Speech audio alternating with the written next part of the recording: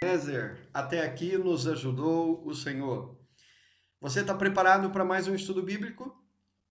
Vamos começar bem, vamos começar então da melhor maneira. Vamos elevar os nossos pensamentos a Deus, pedindo a Ele sabedoria, discernimento para nos ajudar nessa hora tão importante. Querido Pai, nós estamos aqui, Pai, com o nosso coração aberto, desejosos de ouvir a Tua voz através da Tua palavra. Por favor, que Teu Santo Espírito nos dê discernimento, sabedoria espiritual para entendermos os teus projetos para a nossa vida. Ajuda-nos, te pedimos em nome e pelos méritos de Jesus. Amém. O tema de hoje é as ordenanças do Novo Testamento. Quando Jesus morreu, já não era mais necessário observar as cerimônias do sistema sacrificial. Claro, recorda que no Antigo Testamento, antes de Jesus vir à Terra, quando alguém pecava, tinha que trazer o cordeiro, colocar as mãos na cabeça do cordeiro e toda aquela cerimônia para receber o perdão dos pecados. Uma vez que o verdadeiro Cordeiro de Deus veio, todas essas cerimônias deixaram de existir, ou seja, já não são necessárias, porque agora Jesus, o verdadeiro Cordeiro, já morreu e é ele diretamente que perdoa os nossos pecados.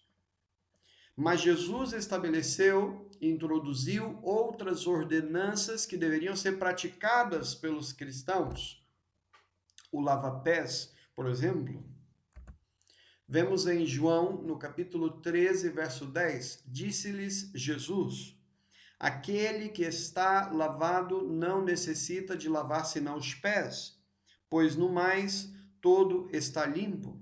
Ora, vós estáis limpos, mas não todos. Então, o lava-pés prepara o nosso coração para a ceia do Senhor. Uma atitude de limpeza é como relembrar o dia do nosso batismo. O lava-pés tem um significado muito forte. Nos mostra que ninguém é superior a ninguém. Jesus Cristo mesmo deu o exemplo. Ele, sendo o Senhor, se ajoelhou e lavou o pé de cada um dos seus discípulos. E terminado, ele diz: agora que eu dei o exemplo, façai vós uns aos outros. João 13, verso 14 e verso 15 diz: ora, se eu, Senhor e Mestre, vos lavei os pés, vós deveis também lavar os pés uns aos outros, porque eu vos dei o exemplo, para que como eu vos fiz, façai vós também. Então Jesus instituiu essa cerimônia, a cerimônia do lava-pés. O batismo é um símbolo da eliminação do pecado. O lava-pés ajuda a eliminar o orgulho e a abrandar o nosso coração e nos prepara para a ceia do Senhor. A segunda cerimônia que Jesus instituiu é a própria ceia do Senhor.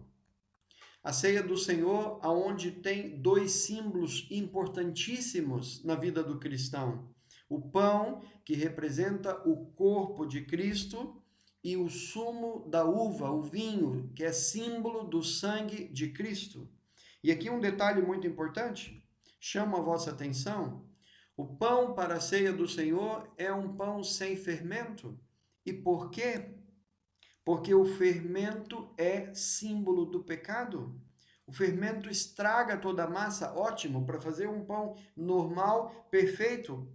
Mas na ceia do Senhor é o pão asmo, um pão sem fermento. Por quê? Porque esse pão é símbolo do corpo de Cristo. E da mesma maneira que o pão é sem fermento, o sumo de uva, que representa o sangue de Cristo, deve ser o sumo puro da uva.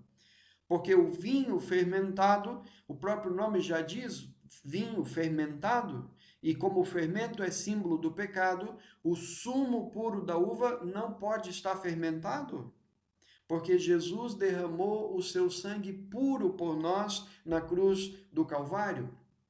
Que o Senhor Jesus, na noite em que foi traído, tomou o pão e, tendo dado graças, o partiu e disse: tomai, comei, isso é o meu corpo que é partido por vós. Fazei isso em memória de mim. Quem é que está dando essa ordem? O próprio Senhor Jesus. fazei isso em memória de mim. Semelhantemente também, depois de cear, tomou o cálice, dizendo: este cálice é o novo testamento no meu sangue. Fazei isso todas as vezes que beberdes em memória de mim. Porque todas as vezes que comerdes este pão e beberdes esse cálice, anunciais a morte do Senhor até que venha. Ou seja, o próprio Senhor Jesus instituiu a Santa Ceia. É muito importante participarmos da ceia do Senhor. É um momento de reflexão, é um momento de pararmos a nossa vida e pensarmos no grande sacrifício que Jesus fez por nós na cruz do Calvário. Pensarmos no nosso relacionamento com Ele, pensarmos em tudo que aconteceu naquele final de semana. A ceia do Senhor, a Santa Ceia, nos leva à cruz e nos aponta para a vinda do Senhor Jesus Cristo. E o batismo, conforme nós já vimos em estudos anteriores, é um começar novo, é começar uma vida nova com Cristo. Aquele que deseja passar pelo batismo precisa compreender e aceitar a verdade antes do seu batismo. Mateus 28, 19 e 20 nos lembra justamente isso. Portanto, ide, fazei discípulos de todas as nações, batizando-os em nome do Pai e do Filho e do Espírito Santo, ensinando-os a guardar todas as coisas que eu vos tenho mandado. E eis que eu estou convosco todos os dias até a consumação dos séculos. Amém. É preciso, então, antes de ser batizado, é preciso crer. É preciso acreditar no plano de Deus e ser batizado para ser salvo. Marcos 16, verso 15 e o verso 16. E disse-lhes: ide por todo o mundo, pregai o evangelho a toda criatura. Quem crer e for batizado será salvo, mas quem não crer será condenado. O ladrão na cruz não tinha como ser batizado, mas Jesus lhe prometeu a vida eterna. Aqui há um exemplo, não? Isso quer dizer que então, se uma pessoa não for batizada, ela não será salva. Aparentemente é isso que a Bíblia está dizendo, mas há sempre exceções. O ladrão da cruz é uma exceção. E por quê? Porque ele já não tinha oportunidade de ser batizado. Ali na cruz, a única coisa que o esperava era a morte. Mas esse não é o seu caso, meu amigo. Você não é essa exceção. Se você reconhece o plano de Deus para a tua vida e se é teu desejo morar e viver eternamente na presença do Senhor, deve fazer sua vontade, deve se entregar a Ele. O batismo nada mais é do que falar publicamente para todos que você ama Jesus, que você o aceita como o Salvador da sua vida. Quando uma maior compreensão da verdade é obtida, é preciso que ocorra um rebatismo. Com certeza, Atos 19, verso 4 e o verso 5 nos fala justamente sobre isso. Mas Paulo disse: certamente João batizou com o batismo do arrependimento, dizendo ao povo que cresce no que após ele havia de vir, isto é, em Jesus Cristo. E os que ouviram foram batizados em nome do Senhor Jesus. Ou seja, se você já anda com Deus, se você já conhece uma boa parte das Escrituras, mas há pontos que você ainda não conheceu ou que não te ensinaram e que está sendo uma novidade para você, automaticamente você precisa reconhecer que, pelo fato de não ter o conhecimento, você transgrediu a palavra, você não viveu plenamente na sua vida os princípios de Deus. E ao conhecer plenamente a verdade, ao conhecer mais a palavra de Deus, você sente desejo então de fazer essa reentrega publicamente? Com certeza, Atos nos mostra que sim, que você pode e deve ser batizado uma segunda vez. Batismo só após o arrependimento. Lógico, não adianta nada você conhecer a verdade e continuar praticando o erro, continuar vivendo como se não conhecesse a verdade. É preciso um arrependimento, é preciso uma mudança de vida, é preciso se entregar sim nas mãos de Jesus e pedir que Ele faça a obra, porque a transformação é um milagre divino.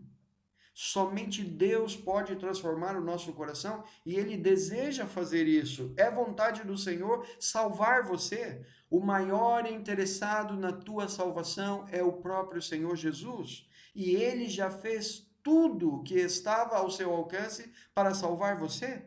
Agora basta você decidir-se pela verdade. Atos, no capítulo 2, 38, e disse-lhes Pedro: arrependei-vos e cada um de vós seja batizado em nome de Jesus Cristo, para perdão dos pecados, e recebereis o dom do Espírito Santo.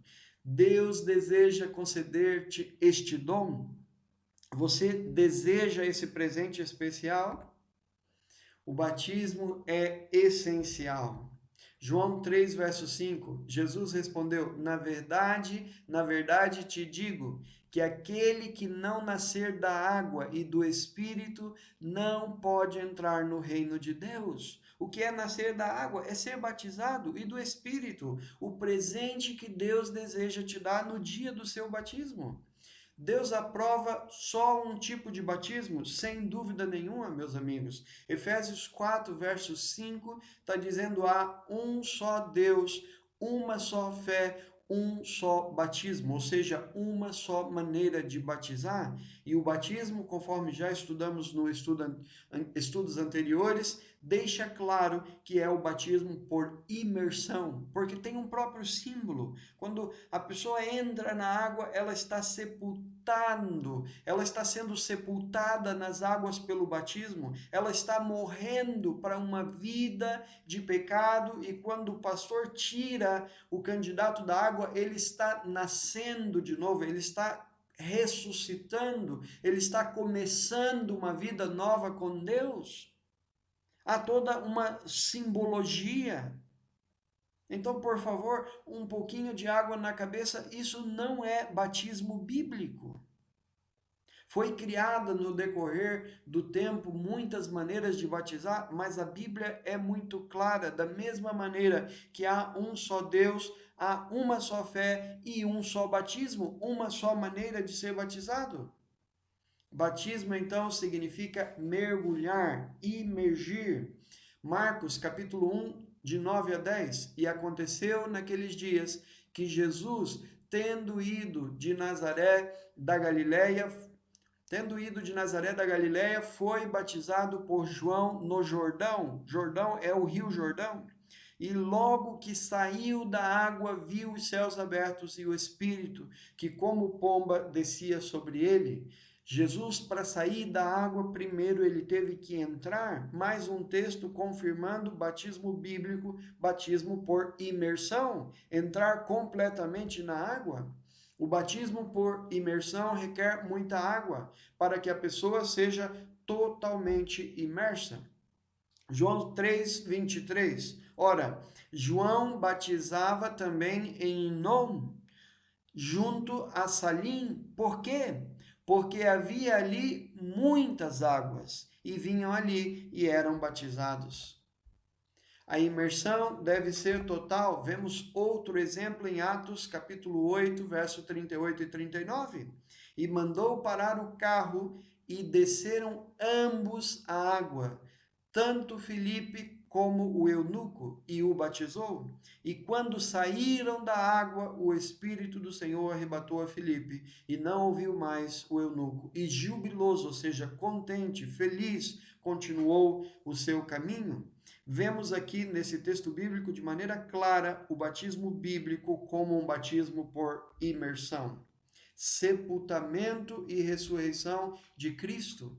É por isso que o batismo precisa ser por imersão, imersão completa, porque tem um significado. Romanos 6, verso 3 e 4 nos ajuda a entender o significado. Ou não sabeis que todos quantos fomos batizados em Jesus Cristo, fomos batizados na sua morte?